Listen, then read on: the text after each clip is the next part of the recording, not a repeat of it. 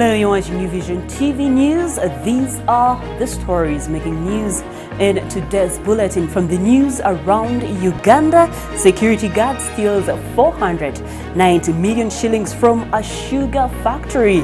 Also coming up, details of the forthcoming Twins Festival, and football fans construct AKII Stadium. In the news around East Africa, wife to let former MP asked to sleep with a stranger. And in news around the world, Americans still in shock over Sunday killings. Later in our special report, 47 years today since Amin expelled the Asians. This led to the vibrant economy of Uganda to slump, and after the entrepreneur class left, we'll look at the consequences that linger on up to today. This is New Vision TV News. We broadcast from the New Vision newsroom. I am Ruth Inaseja. We start off with the news around Uganda. Starting off this bulletin is a story from Kamuli district where the police are investigating the circumstances under which a security guard robbed 490 million shillings from the strong room in Kamuli sugar factory. On Sunday morning, the workers and their manager Patel Pabhu were shocked on finding a safe broken into and 490 million shillings missing. Besides, the guard had abandoned his gun and uniform at the scene before vanishing. The police was called in, but they discovered that suspects had disabled the CCTV cameras by cutting and unplugging out the wires. Business came to a standstill at the factory located along Kamuli Ginger Highway, as hundreds of sugar cans loaded lorries were stranded in the parking lot as there was nobody to usher them to the way bridge. The police spokesperson for Busoga North Region, Michael Kasada, said the thieves dug a hole through the wall to access the safe. Moving on, in Lira District, football fans in Lango have embarked on the construction of a stadium in honor of legendary Olympic gold medalist John Akibua. Lira District local government gave the management of Lango Province team part of the proposed Akibua Stadium to construct and use it as an alternative stadium as they wait for the construction of the main Akibua Stadium. Individuals have already taken up portions of the perimeter and started putting up the wall. Let's take a look. The chairperson of Lango Province Committee, Jeff Omara, said FUFA officials visited the playground, advised that they get another playground covered with grass. Omara says they're facing challenges of resources as he appeals for support from people and companies of goodwill. We are appealing to individuals, companies and well-wishers who want to support us to come and help us. Francis Ogema, an executive member of the Lango Province Committee, said the decision to construct the stadium came as a result of the overwhelming number of funds that overstretch the infrastructure at the Uganda Technical College Lira, where the team used to host their games. Ogema said this construction will not interfere with the main Akibua Stadium to be constructed by the government. Because of that, we've been playing at a school playground, which was small, confined, with other facilities that are not for public use. So because of that, we thought it wise to request Lira District local government to give us this alternative playground. Ekwang Kolidyang, a fan who is participating in the construction, said they have commenced construction of alternative ground because the main stadium has delayed. He said they have reached businessmen, friends who love sports, clan leaders and religious leaders to come on board and participate in the construction of the perimeter wall. Ekwang said much work still remains to be done and need full support from the people of Uganda and the government. While on his campaign trail in Lango during the 2011 election campaign, President Yoweri Museveni pledged to construct a modern stadium in memory of the late John Akibua, the first Ugandan Olympics gold medalist. The Ministry of Education and Sports has so far received 665 million shillings for the construction of the stadium. The money was used for opening the boundaries of the land, clearing and leveling the field of 18.6 acres, construction of access roads and drainage channels. News from the capital, Kampala. They are just 2 weeks away for the 6th edition of the Twins Festival. The Parliament of Uganda, Post Bank and Pepsi Cola are the main sponsors of the forthcoming event. Organized by Vision Group, the festival brings together twins, their parents, and relatives from various parts of the country each year. The search for a twin with talent is on, and whoever wins this year will walk away with 2 million shillings. It will be held on the 25th of August this year at Nambole Stadium in Wakiso District. One interesting thing about the Twins Festival is it's just a happy event. When you step on the ground, it is so gratifying to see people who look so alike. Everywhere you're looking, you see two pairs, you see a pair, you see multiple twin, triplets, you see quadruplets, you see young babies, you see grandmothers, you see mothers, you see youth, you see teenagers, and you just get amazed. Events like these that bring families together are very close to our hearts. And nothing basically can be done without finances, without money. With the twins, teaching them how to save, teaching them how to do business. We shall have a financial clinic on that day where different segments will be catered for.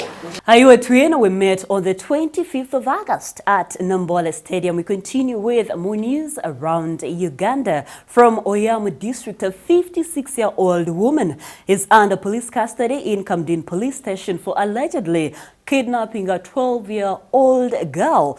The police identify the suspect as AKII, a resident of Bedmont village in Juma Parish, Kamuli sub-county, Oyamu district. James Angola, the guardian of the child, said that on Sunday evening, AKII tricked the victim to go with her to cut the papyrus reeds along the swampy bay.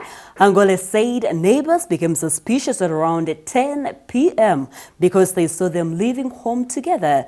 He said 3 hours later, a search was mounted and the girl was found locked up in a house. AKII says she was offered 7 million shillings and 2 million shillings paid in cash to deliver the girl to some people, saying she had already used 800,000 shillings.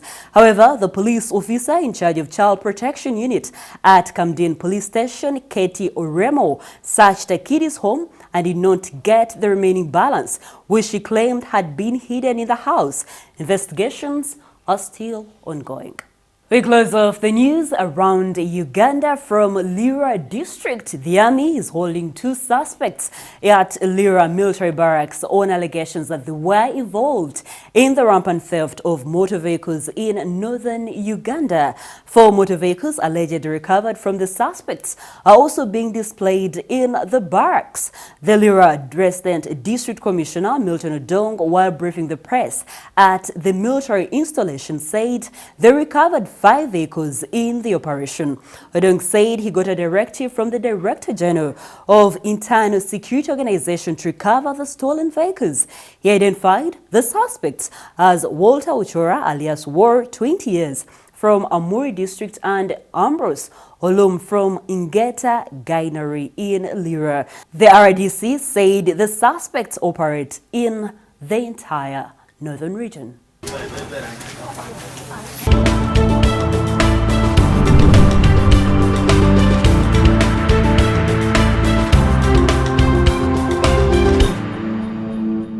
We now move on to news around the East African region.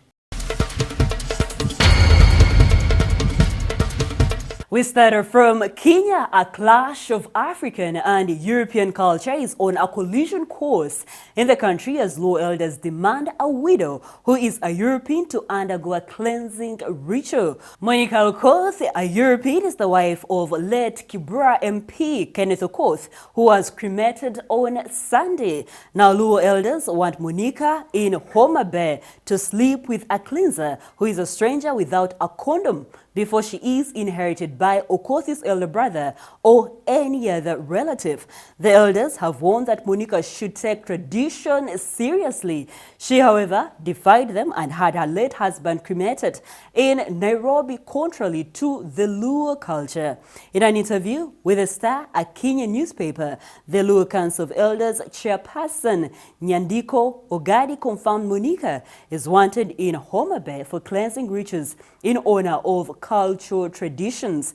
As a widow of their son, she is also expected to eat together with her late husband's family as required by tradition. It is still unclear whether Monica will travel to Homa Bay for the rituals. Her husband died of colorectal cancer on Friday last week. We move on to Southeast Sudan. The National Salvation Front has denied reports that its fighters killed 2 Ugandans in Payawa village in Mogwa County, Yei River State. Media reports in Juba say the 2 Ugandans were ambushed and taken hostage by the NAS, a rebel group fighting to gain power in Southeast Sudan. It is headed by former SPLA Deputy Chief of Staff General Thomas Riliro Swaka, now a renegade. NAS accused Yei River State Governor Emmanuel Adil of spreading false news aimed at tarnishing its name with intent of undermining NAS's human rights records on that of the government. We close off the news around East Africa from Tanzania, where the country is making strides towards improving sugar production to meet growing demand. Tanzania has a shortfall of 130,000 tons per year. This is why unveiling plans to produce 100,000 by the end of 2020 by Kagera Sugar Limited is a big story in the country. Also, some 16,000 hectares of cane in Chitengula in Karagwe district is being planted. Tanzania needs 450,000 tons of sugar per year that produces 320,000 tons. 2 years ago, Tanzania cleared the importation of sugar from Uganda. We now move on to news elsewhere in the world. We start from Sudan, where the ruling generals and protest leaders signed a hard-won constitutional declaration on Sunday, paving the way for the transition to civilian rule after more than 7 months of demonstrations and violence. Under the agreement, signed at a ceremony in the capital Khartoum, a joint civilian military ruling body will oversee the formation of a civilian government and parliament to govern for a 3-year transition period.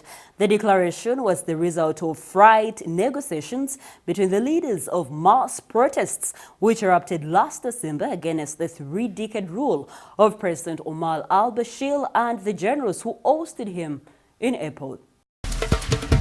In Nigeria, court has granted bail to a detained Shita leader whose case has sparked bloody protests so that he can fly to India for medical care. His lawyer has said Ibrahim Zaki, the founder of the outlawed pro-Iranian Islamic movement in Nigeria, has been in detention since his arrest in December 2015.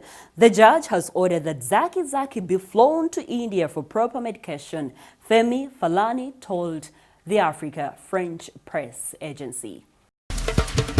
News from China and Hong Kong. In the Monday issue of the China Daily, it is reported that the Chinese government lambasted radical protesters for blatantly trampling on the national dignity of the principle of one country, two systems. This was the response to protesters who discredited the national flag. They pulled it down from the flag post near the Tisimsha to Suista ferry pier, trampled on it and threw it into the harbor. A spokesperson for Hong Kong and Macau Affairs Office of the State Council said the Protesters Act constitutes a violation of the national flag and national emblem ordinance in Hong Kong. Meanwhile, clouds of tear gas billowed across the working class district of Wong Tai Sin on Monday afternoon as the city blacked under a rare general strike, which protesters pushed to emphasize they still had broad public support following 2 months of increasingly violent unrest. In a rare public appearance since the crisis began, Chief Executive Carrie Lam warned protesters she would not cave into their demands. We close from the United States as Americans ponder about public shootings. President Donald Trump has said hate has no place in the U.S. after 29 people were killed in 2 mass shootings after the weekend, amid accusations that he bears some responsibility. An attack on a Walmart store in El Paso, Texas, left 20 people dead, while 9 died in a shooting in Dayton, Ohio. Trump said perhaps more has to be done to stop such attacks. But critics said he was part of the problem, citing his anti-immigrant rhetoric and opposition to gun control. That is it for the news around the world. We now take a short break, but when we come back, we'll take a look at the news in business.